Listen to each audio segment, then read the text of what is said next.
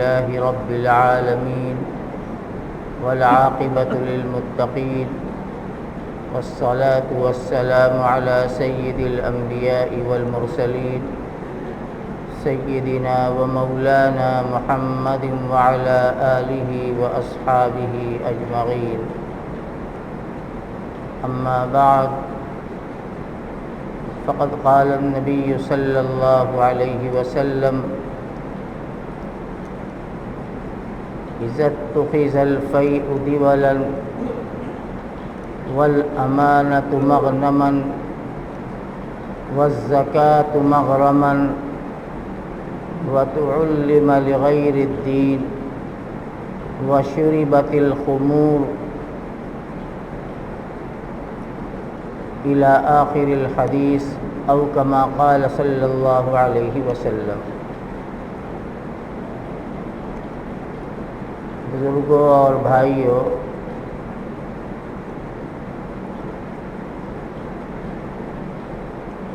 گفتگو کا موضوع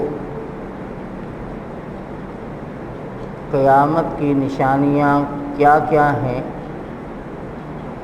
اور کون سی نشانیاں بہت دور کی ہیں، بہت سی نشانیاں درمیانی زمانے کی ہیں اور بہت سی نشانیاں جو بالکل قیامت کے قریب ظاہر ہونے والی ہیں. اسی سلسلے میں کچھ باتیں آپ کے سامنے آئی تھیں. رسول پاک صلی اللہ علیہ وسلم اور قیامت کے درمیان کا جو زمانہ ہے، اس سلسلے میں آپ نے امت کے احوال اور دنیا میں کیسے کیسے حادثات پیش آئیں گے، امت میں کون کون سا بگاڑ پیدا ہوگا، خرابی آئے گی، اللہ کے پیغمبر نے اسے بیان فرمایا اور فرمایا کہ دیکھو یہ سب قیامت کی نشانیاں ہوں گی. جو حدیث میں نے پڑھی ہے یہ لمبی حدیث ہے، جس میں آقا دو عالم صلی اللہ علیہ وسلم نے 15 نشانیاں بیان فرمائی ہیں کہ قیامت سے پہلے درمیانی زمانے میں لوگوں کے حالات اور دنیا کے اندر اس طرح کی چیزیں ظاہر ہوں گی. فرمایا: اذا اتخذ الفیء دولا، جب مال فے کو اپنی جاگیر سمجھا جانے لگے گا. فے ایک عربی کی اصطلاح ہے، یعنی ایک مال تو وہ ہوتا ہے جو دشمن سے جنگ اور جہاد کے بعد، لڑائی کے بعد جو مال حاصل ہوتا ہے اسے مال غنیمت کہتے ہیں. اور اگر دشمن بغیر مقابلے کے کچھ مال کے بدلے صلح کر لے اور وہ مال مسلمانوں کو مل جائے تو اس کو مال فے کہا جاتا ہے. جو دشمن سے بغیر مقابلے اور بغیر جنگ کے حاصل ہوا ہے، اور یہ وہ مال ہے جو اللہ اور اس کے رسول کا حق ہے، اور رسول جیسے چاہے اس کا استعمال کرے، جس کو چاہے عطا کرے. یہ کسی کی اپنی ذاتی جاگیر نہیں ہوتی. نبی نے فرمایا: اذا اتخذ الفیء دولا، جب اس مال کو آدمی اپنی جاگیر سمجھنے لگے. والامانۃ مغنما، اور امانت کو مال غنیمت سمجھنے لگے. امانت، اگر کوئی اپنا کوئی سامان، کوئی قیمتی چیز، نقد پیسہ، روپیہ اگر کسی کو دے دے کہ یہ امانت آپ میں اپنے پاس رکھ لیں، جب مجھے ضرورت ہوگی میں لے لوں گا، تو عام طور سے امانت کا یہی مفہوم ہے۔ اب اگر کوئی شخص کسی پر اعتماد اور بھروسہ کر کے اپنی امانت اس کے پاس رکھ دے اور یہ سوچ کر کہ یہ بہت ایماندار ہے، صحیح ہے، اور جب مجھے ضرورت ہوگی میں مانگوں گا مجھے مل جائے گا، لیکن جس کے پاس رکھا گیا اس کی نیت خراب ہو گئی اور اس نے امانت کو اپنا حق سمجھ لیا، مال غنیمت سمجھ لیا، اس لیے کہ مال غنیمت میں مجاہدین کا حق اور حصہ ہوتا ہے۔ تو نبی علیہ السلام نے فرمایا کہ جب مال امانت کو مال غنیمت سمجھ کر اپنے اوپر بغیر اجازت کے استعمال کر لے، والزکاۃ مغرما، اور زکوٰۃ کو آدمی اپنے لیے تاوان اور بوجھ سمجھنے لگے۔ زکوٰۃ یہ اللہ کی طرف سے طے کی ہوئی ایک مال کی متعین مقدار ہے جس کو صاحب حیثیت پر فرض کیا گیا۔ میں صرف موٹی موٹی باتیں آپ کے سامنے عرض کرتا ہوں، تفصیل میں نہیں جاتا ورنہ وقت بہت لگے گا۔ تو زکوٰۃ یہ اللہ کا حکم ہے، بندوں پر اس نے فرض کیا ہے، اور زکوٰۃ کا مصرف بھی بیان کیا ہے کہ کن لوگوں کو، کیسے لوگوں کو زکوٰۃ دی جائے گی۔ تو حکم یہ ہے کہ زکوٰۃ کو بڑی خوشی سے ادا کرنا چاہیے، زکوٰۃ کو اپنے لیے بوجھ نہ سمجھو، بلکہ یہ سوچو کہ اللہ تعالیٰ نے ہمیں اس قابل بنایا ہے کہ ہم زکوٰۃ دیتے ہیں۔ اگر خدا نخواستہ ہم اس لائق نہ ہوتے، اس قابل نہ ہوتے، تو پھر ہم کیسے دیتے؟ جو صاحب مال ہیں ان کو اللہ کا شکر ادا کرنا چاہیے کہ اے اللہ آپ نے مجھے دینے والا بنایا ہے، مجھے لینے والا نہیں بنایا۔ آپ نے ہمیں اس لائق بنایا کہ ہم آپ کے حکم کے مطابق اور آپ کے نبی کے بتائے ہوئے طریقے کے مطابق ہم اس مال کو ضرورت مندوں میں تقسیم کرتے ہیں۔ لیکن جب دنیا کی محبت غالب آئے اور لوگ زکوٰۃ کو تاوان اور بوجھ سمجھنے لگے تو فرمایا کہ یہ اللہ کے عذاب اب بلاؤں کے نازل ہونے کا سبب بنتی ہے۔ میں بار بار کہہ چکا ہوں زکوٰۃ میں کوتاہی نہیں ہونی چاہیے، پورے طور سے اپنی مالی حیثیت کو جانچ پرکھ کر جو اللہ کا اس میں حق بنتا ہے اپنے مال کی پوری زکوٰۃ ادا کرنی چاہیے، اس لیے کہ مال کی اگر زکوٰۃ دے دی جاتی ہے تو اللہ کی طرف سے باقی مال محفوظ ہو جاتا ہے، اس کی حفاظت ہوتی۔ اور خدا نخواستہ اگر ہماری نیت میں خرابی آئی اور اس میں ہم نے بس یوں ہی ایک اندازے سے کچھ دے دیا اور یہ سمجھ لیا کہ ہم نے زکوٰۃ دے دیا، ہماری زکوٰۃ مکمل ہو گئی، تو یہ اللہ کی نظر میں بہت بڑا گناہ۔ کوئی جانے یا نہ جانے، اللہ تو جانتے ہیں، انہیں تو اس کا علم ہے کہ ہم نے اس بندے کو کس لائق بنایا ہے، اس کے اوپر زکوٰۃ کتنی فرض ہیں اور یہ کتنی ادا کر کے اپنا چھٹکارا کر رہا ہے۔ تو زکوٰۃ کی کوتاہی بلاؤں، وباؤں اور مالی خسارے اور نقصان کا سبب بنتا ہے۔ اس لیے زکوٰۃ کو بہت شوق سے، خوش دلی کے ساتھ ادا کرنا چاہیے۔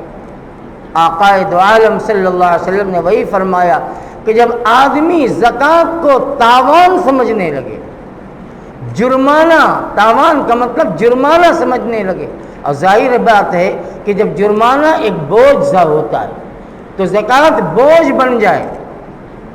آگے آپ نے فرمایا شراب، نشہ خوری عام ہو جائے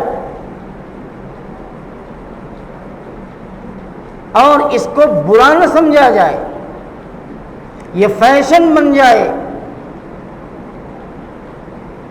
آج سب حالات ہیں سامنے، سب چیز سامنے ہے، کہنے کی ضرورت نہیں۔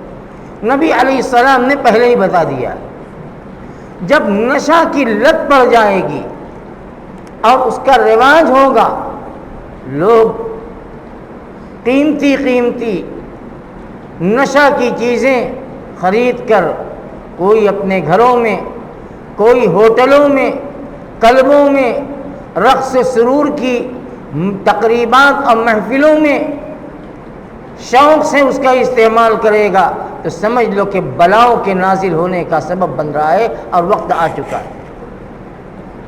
آگے رسول اللہ صلی اللہ علیہ وسلم نے دو باتیں بڑی عجیب فرمائیں۔ فرمایا، جس کا اشارہ میں نے پچھلے جمعے میں بھی دیا تھا، آپ علیہ السلام نے فرمایا وَأَدْنَى صَدِيقَهُ وَأَقْصَى أَبَاهُ۔ آدمی اپنے دوست کو اپنے نزدیک کر لے اور اپنے والد کو اپنے سے دور کر دے۔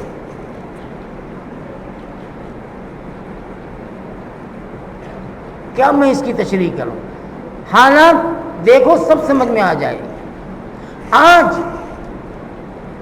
جس سے جگری دوستی ہے بس وہی سب کچھ ہے، اور جو وہ کہہ دے وہ صحیح اور درست ہے، اب باپ کچھ کہتا رہے اس کی بات نہیں مان لیا۔ یہ حالات ہیں۔ یعنی والد جو اس کے دنیا میں آنے کا ظاہری سبب بنے ہیں، جس نے پالا پوسا، کھلایا پلایا، پڑھایا لکھایا، اور آج جب اپنے ہاتھ پاؤں کے ہو گئے، بڑے ہو گئے، تو پھر دوستی ایسی کہ بس جو ہے دوست ہے، اب باپ کچھ بھی نہیں۔ اللہ کے پیغمبر نے فرمایا کہ یہ بہت خطرناک وقت ہوگا۔ آگے فرمایا وَأَطَاعَ الرَّجُلُ امْرَأَتَهُ وَأَقَّ أُمَّهُ۔ آدمی اپنی بیوی کا غلام بن جائے گا، اپنی ماں کا نافرمان بن جائے، یہ بھی ایک علامت بتائی حضور صلی اللہ علیہ وسلم۔ آج گھر گھر میں اس طرح کی بات ہے۔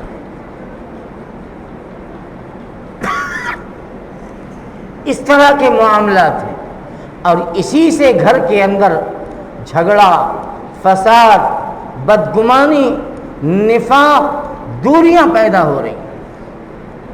ماں کی کوئی حیثیت نہیں، جو ہے اب میری اہلیہ ہے، میری بیوی ہے، وہ جو کہے گی اس کی ہر بات مانی جائے گی، اور اگر ماں کچھ کہے گی تو پیشانی پر شکن پڑ جائے گی، تیور بدل جائے گا، جھنجھلاہٹ آئے گی، اس لیے کہ ماں اب بوڑھی ہو چکی ہے، اب وہ اپنے ہاتھ سے کرنے کے قابل نہیں، وہ آپ کی مدد کا اور اپنے گھر میں لانے والی بہو کی مدد کی محتاج ہے۔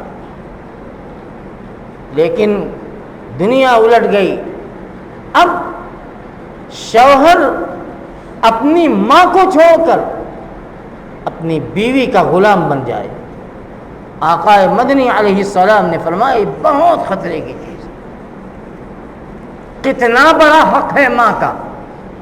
کئی مرتبہ آپ مجھ سے سن چکے ہیں، بیان کر چکا ہوں،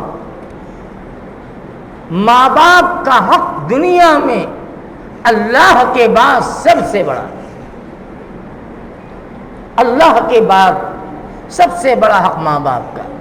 قرآن میں اللہ نے کتنا صاف بیان کر دیا،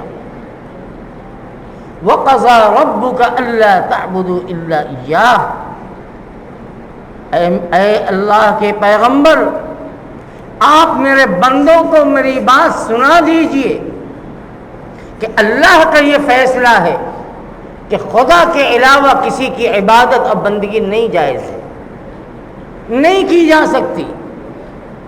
بندگی اور عبادت کے لائق صرف اللہ کی اکیلی ذات ہے۔ اس کے بعد کیا فرمایا؟ وَبِالْوَالِدَيْنِ إِحْسَانًا، اللہ اپنے حق کے بعد ماں باپ کا حق بیان فرما رہے ہیں، اور اللہ کے نبی کو یہ بتلایا جا رہا ہے کہ میرے بندوں سے کہہ دیجئے کہ میرا حق ادا کریں، اب میرے حق کے بعد اپنے ماں باپ کے ساتھ حسن سلوک کا معاملہ کریں۔ اس سے بڑھ کر اور کون سی بات ہو سکتی ہے؟ والدین کے ادب، احترام، ان کے اطاعت اور فرما برداری کے سلسلے میں۔ تو اس لیے میرے بھائیوں، ربی کریم علیہ السلام نے فرمایا کہ یہ حالات جب پیدا ہو جائیں، دوست اپنا مخلص بن جائے، اب باپ دور ہو جائے، بیوی کی غلامی ہو، اب ماں کی نافرمانی ہو، تو سمجھ لینا کہ بس بلائیں آئیں گی، رحمتیں اور برکتیں نہیں آ سکتی، مصیبتیں، پریشانیاں آئیں گی۔ اسی طرح سے رسول اکرم علیہ السلام نے فرمایا، گانا بجانا، وَظَهَرَتِ الْقَيْنَاتُ وَالْمَعَازِفُ، گانے والیاں اور گانے بجانے کا عام ماحول ہو جائے، تو یہ بھی سمجھ لو کہ انہی علامتوں میں سے ایک علامت ہے۔ آج کس سے یہ بات چھپی ہے؟ کون نہیں جانتا؟ قرآن کی آواز گھروں سے نکل گئی، گانے اور ٹی وی، اب تو ٹی وی کی بھی ضرورت نہیں، اب تو موبائل ہے، نیٹ ہے، سب کچھ اسی پہ ہو رہا ہے۔ نبی کریم علیہ السلام نے فرمایا کہ یہ گانے بجانے سے رحمتیں دور ہوتی ہیں، گھر کے اندر نحوست آتی ہے، شیطان آتا ہے، اس لیے کہ شیطان کو یہ بہت پسند ہے، رحمان کو انتہائی ناپسند اور شیطان کو انتہائی پسند۔ اب ہم خود یہ فیصلہ کر لیں کہ ہم رحمان کی ماننے والے ہیں کہ شیطان کی باتوں پر چلنے والے ہیں۔ رسول اکرم علیہ السلام نے یہ بات ارشاد فرمائی، مسجدوں کا احترام نکل جائے، وَظَهَرَتِ الْأَصْوَاتُ فِي الْمَسَاجِدِ، مساجد کا احترام نکل جائے، زور زور سے باتیں کرنا، بولنا، یہ مسجد کے احترام کے خلاف ہے۔ رسول اکرم علیہ السلام نے فرمایا کہ جب مسجد کو اپنے گھر جیسا سمجھیں، بازار جیسا سمجھیں، زور زور سے باتیں کرنے لگیں، تو سمجھ لو کہ یہ سب انہی علامتوں میں سے علامت ہے۔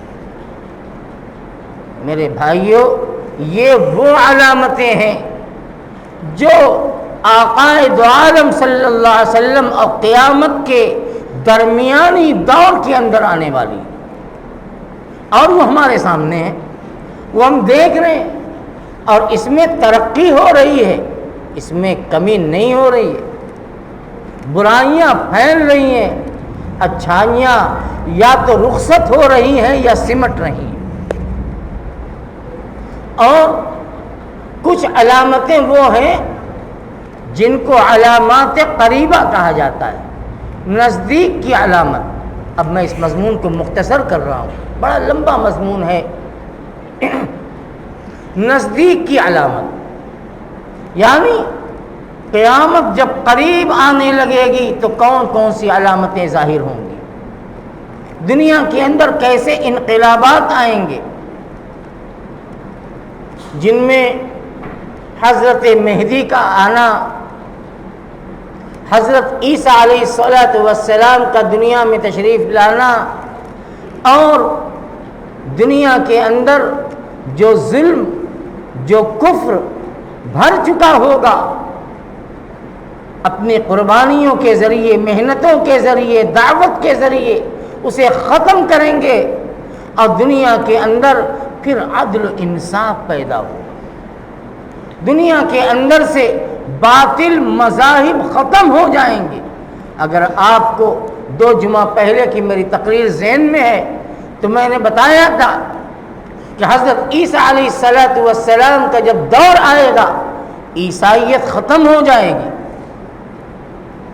اس لیے کہ عیسیٰ علیہ السلام جب سامنے آئیں گے تو اس زمانے کے جتنے عیسائی دنیا میں زندہ رہیں گے وہ ایمان لے آئیں گے حضرت عیسیٰ علیہ السلام کے واسطے سے جناب رسول اللہ صلی اللہ علیہ وسلم کی نبوت و رسالت پر۔ عیسائیت ختم ہو جائے گی، اس لیے کہ عیسیٰ علیہ السلام جب دنیا میں آئیں گے صلیب کو توڑ دیں گے۔ صلیب جس کو انگریزی میں کراس کا نشان کہتے ہیں، جو آج ان کے گرجا گھروں کے اندر کرسچن کا یہ مذہبی نشان ہے، کراس، صلیب، ان کی عبادت خانے میں دیکھ لیجئے، عیسائیوں کے گھروں میں دیکھ لیجئے، یہاں تک کہ ان کے گلے میں اور کلائی میں بھی کراس کا نشان لگا، پٹا بنا کے پہنتے ہیں، کہ ان کا مذہبی نشان ہے، اور اس سے ان کا عقیدہ جڑا ہوا ہے کہ میرے پیغمبر عیسیٰ مسیح نے، جن کو وہ یسوع مسیح کہتے ہیں، یسوع مسیح نے اپنے کو سولی پر چڑھا کر پوری دنیا عیسائیت کے لیے کفارہ بن گئے۔ یہ عیسائیوں کا عقیدہ ہے جو بالکل غلط اور جھوٹ عقیدہ ہے۔ عیسیٰ علیہ السلام دنیا میں تشریف لائیں گے تو صلیب کو، کراس کو توڑ دیں گے، اور کراس کو توڑنے کا مطلب یہ ہے کہ جتنے چرچ ہیں سب کا خاتمہ ہو جائے گا۔ اب بتائیں گے کہ یہ باطل ہے، اگر نجات چاہتے ہو تو محمد رسول اللہ صلی اللہ علیہ وسلم کی شریعت پر عمل کرنا پڑے گا۔ اور حضرت عیسیٰ ایک کام اور کریں گے، وَيَقْتُلُ الْخِنْزِيرَ، یہ خنزیر جو گندا جانور ہے جس کو یہودی اور دوسرے بھی لوگ بڑے شوق سے کھاتے ہیں، اسلام میں یہ نجس العین ہے، حرام ہے قطعی، اور آج وہ استعمال کرتے۔ حضرت عیسیٰ علیہ السلام خنزیر کا خاتمہ کر دیں گے، قتل کر دیں گے، دنیا سے ان کا وجود ختم ہوگا۔ علماء نے لکھا ہے کہ یہ علامت اس بات کی ہوگی کہ یہودیت کا بھی خاتمہ ہو جائے گی، یہودیت بھی ختم، اور وہی اسلام کا نفاذ ہوگا جو شریعت مصطفی اور شریعت محمدی کا قانون ہے، جس میں یہ حرام ہے، نجس العین ہے، اس کا ایک بال بھی حرام ہے۔ حضرت عیسیٰ یہ بھی کریں گے۔ اور ایک روایت میں تو عجیب بات بیان کی گئی، فرمایا ایک روایت میں وَيَقْتُلُ الْقِرَدَةَ، حضرت عیسیٰ علیہ السلام کے زمانے میں ان کے لشکر میں ان کے ساتھ جو لوگ ہوں گے بندروں کا خاتمہ کریں گے۔ آپ جانتے ہیں کہ یہ بندر دنیا میں، ہندوستان میں جو ایک مذہب بستا ہے، یہ ان کے لیے بڑی مقدس چیز ہے، وہ اس کو اپنے مذہب کا اوتار اور روپ کہتے ہیں۔ ایک روایت سے یہ بھی پتہ چلتا ہے کہ حضرت عیسیٰ علیہ السلام بندر کا بھی خاتمہ کریں گے۔ آج تو انہی کی حکومت ہے، ہر جگہ چھائے ہوئے، کوئی گھر اس کے شر سے بچا نہیں ہے، مصیبت سے بچا نہیں ہے، تو یہ بھی روایت میں ہے۔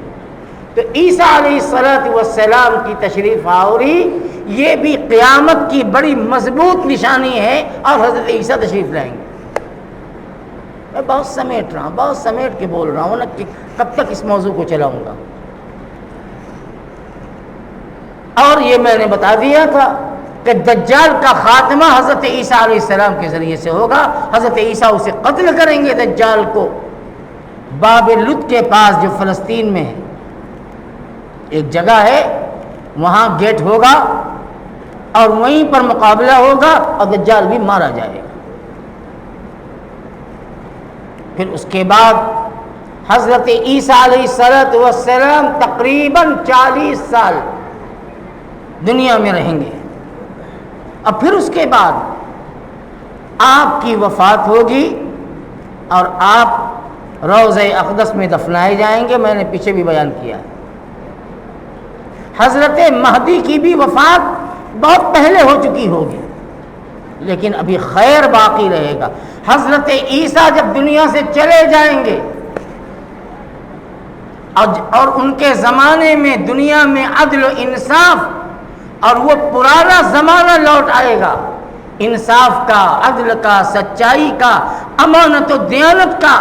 لیکن آہستہ آہستہ جیسے جیسے حضرت عیسیٰ کا دور دور ہوتا چلا جائے گا پھر دنیا کے اندر وہی برائی پیدا ہو جائے گی، بلکہ اس سے بڑھ کر برائیاں پیدا ہو جائیں گی.